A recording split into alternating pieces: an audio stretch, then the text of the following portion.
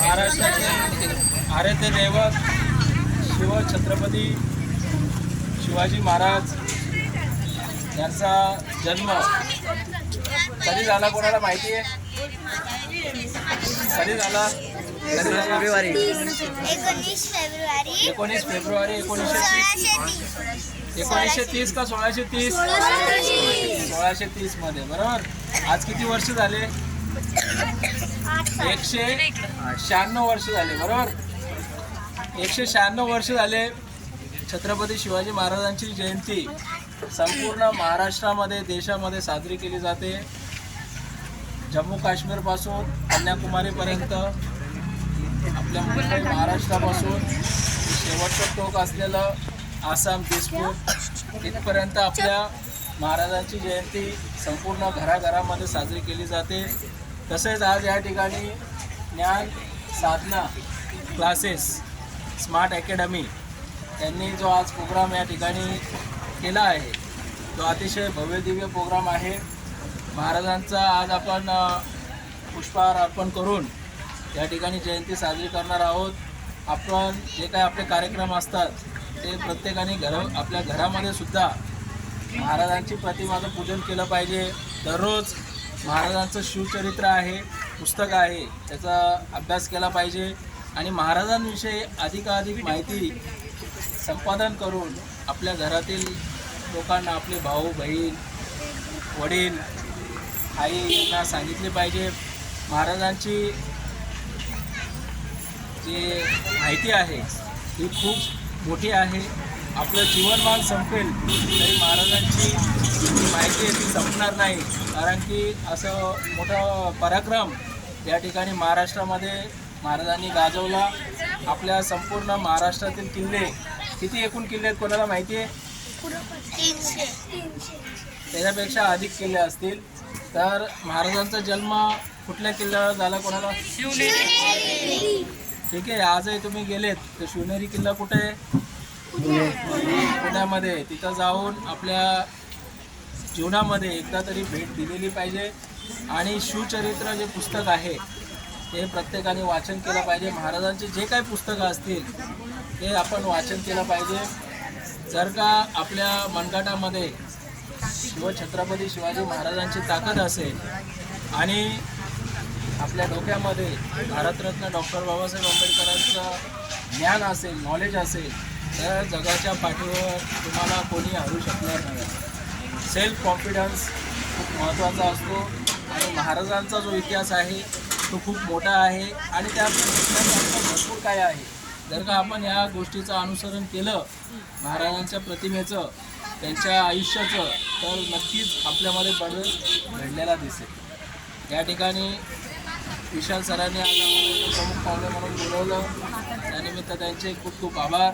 Sir, असंच कार्यक्रम आपले सर्व विद्यार्थी आहेत त्यांच्यामार्फत दरवर्षीप्रमाणे पूर्ण कार्यक्रम घेतले पाहिजे, प्रत्येक कार्यक्रम झाला पाहिजे असे बोलून मी माझे 2 शब्द संपवतो. जय हिंद, जय महाराष्ट्र.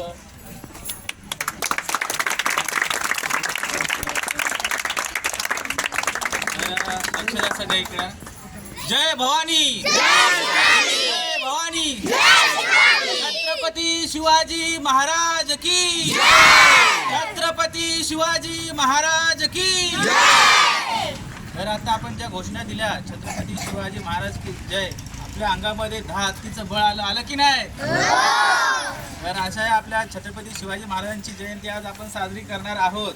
ठीक आहे. तर ज्याला छत्रपती शिवाजी महाराज कळले तो आयुष्यामध्ये कधीच मागे राहणार नाही.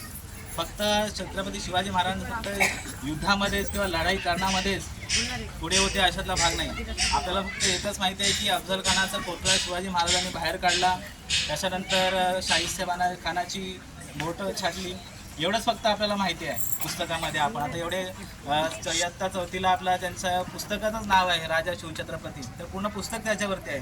शिवरायांचं बालपण काय होतं, शिवरायांची राजांचं, त्यानंतर त्यांनी कसं कारभार केला. ठीक आहे. त्याच्यावर शिवाजी महाराज फक्त राजा तर होते, तर चांगले पर्यावरणवादी होते, चांगले व्यवस्थापक होते. ठीक आहे. एखाद्या त्यांनी शिवाजी महाराज जेवढे किल्ले आहेत त्या प्रत्येक किल्ल्यावरती पाणी आहे, म्हणजे त्यांना जल व्यवस्थापन ज्याला म्हणतात त्याच्याविषयी त्यांना चांगलं ज्ञान होतं. त्याच्यानंतर शिवाजी महाराजांचं चांगलं संघटन कौशल्य होतं. नानाजी मालुसरे असतील, बाजीप्रभू देशपांडे असतील, ठीक आहे, शिवा काशीद असतील, ज्या लोकांनी आपल्या जीवाची पर्वा न करता स्वराज्यासाठी लढले.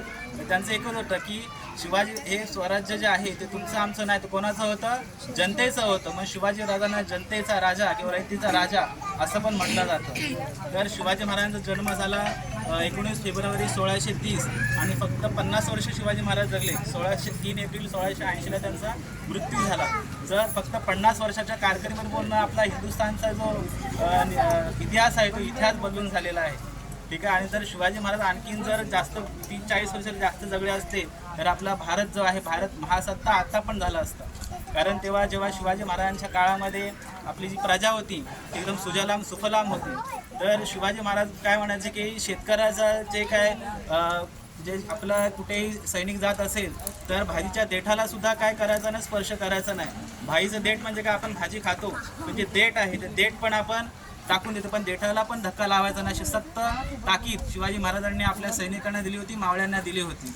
त्याचबरोबर त्या काळामध्ये जर कोण छेडछाड करत असेल तर त्यामध्ये जर तुमचा कोण नातेवाईक असेल तर त्याचे हात आणि पाय कलम करायला सुद्धा जगमगले नव्हते शिवाजी महाराज. तर त्या काळामध्ये अशी शिस्त होती, ठीक आहे. आता आपण सगळेजण इथे जमलेलो आहोत, ठीक आहे. आणि अशी शिवजयंती आहे आपण पुढे साजरी करणार आहोत. आणि शिवजयंती जी पहिली शिवजयंती आहे ती पहिली शिवजयंती कोणी साजरी केली माहिती आहे तुम्हाला?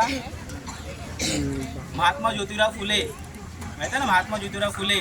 आणि त्यांची जी आपली पत्नी आहे सावित्रीबाई फुले यांना आपले शिकवलं आणि ती आपल्या भारतातील पहिली स्त्री शिक्षिका बनली, ठीक आहे. अशा पद्धतीचं महात्मा फुले, सावित्रीबाई फुले तसेच डॉक्टर बाबासाहेब आंबेडकर आहेत. यांनी सुद्धा म्हटलेलं आहे की मला संविधान बनवण्यासाठी जास्त अभ्यास करावा लागला नाही, कारण माझ्यासमोर आपलं शिवाजी महाराजांचं स्वराज्य उभं होतं, बरोबर की नाही. अशा पद्धतीचं आपले हे जे लोक आहेत यांचं जर आपण चरित्र वाचलं, त्याचे विचार जर आत्मसात केले तर खरंच आपल्याला नवीन एक जगण्याची नवी उमेद येते. जो खचलेला असेल, ठीक आहे, तो डिप्रेशनमध्ये जातात लोक, त्याने एकदा शिवाजी महाराजांचा अभ्यास करा. डॉक्टर बाबासाहेब आंबेडकरांनी ठीक आहे 8-8 तास अभ्यास करायचे, त्या पद्धतीनं आपण चांगला प्रयत्न करायचे आहेत. ओके, ठीक आहे. आता आपण शिवाजी महाराजांच्या प्रतिमेला पुष्पहार अर्पण करूया.